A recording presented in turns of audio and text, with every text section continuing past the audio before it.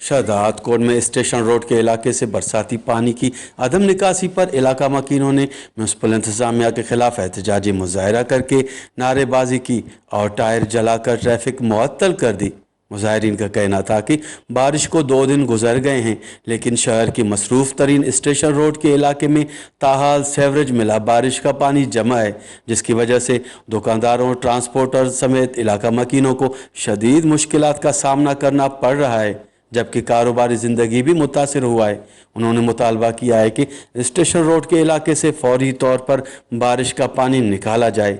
याद रहे कि शहर के मुख्तलिफ इलाकों जिनमें बगोदर रोड मोहल्ला, बिरोही मोहल्ला, मक्सी मोहल्ला समेत गिरदोनवा में मौजूद नशेबी इलाके मुकम्मल तौर पर ज़ेर आब हैं, जहाँ से इलाका मकीनों को आने जाने में कई दुश्वारियों का सामना करना पड़ रहा है।